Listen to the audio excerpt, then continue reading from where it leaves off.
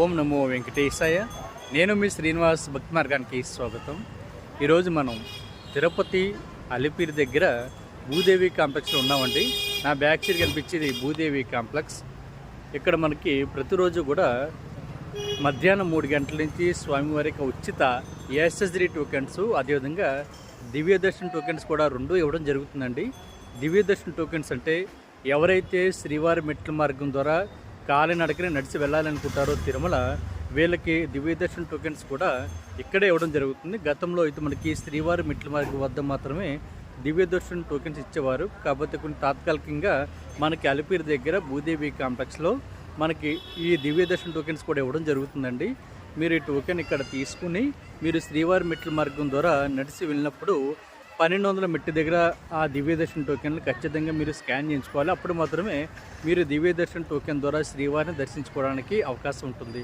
దీనికోసం మీకు Aadhaar card original copy అన్నా జిరాక్స్ అన్నా పర్వాలేదండి, వీళ్ళు తీసుకోవడం జరుగుతుంది. ఇది మనకి బ్యాక్ సైడు కనిపించేదే అలిపిరి దగ్గర భూదేవి కాంప్లెక్స్. చూడండి, ఇక్కడ వెళ్తున్నారు కదా, అది ఇక్కడ మనకి మార్నింగ్ టైంలో అయితే పాలు కూడా ఇవ్వడం జరుగుతుందండి.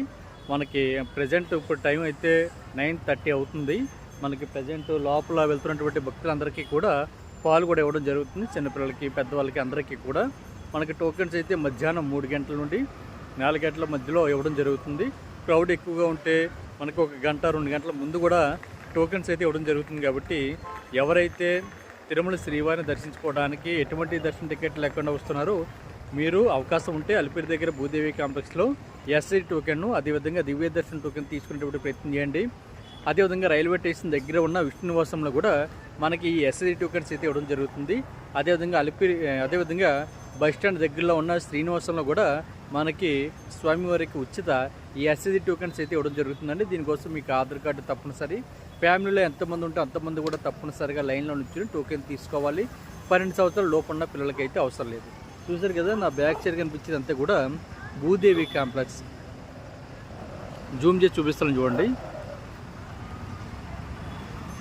చూడండి, అక్కడ భక్తులు వెళ్తున్నారు కదా, అదే అండి భూదేవి కాంప్లెక్స్. పైన మనకి స్వామివారి యొక్క తిరుమల కొండలు అవి. మనకి ఇది ఎక్కడ ఉంటుందంటే మనకి అలిపిరి దగ్గరలో ఉంటుందండి. మనకి ఇది ఆపోజిట్ కార్ పార్కింగ్ ఏరియా.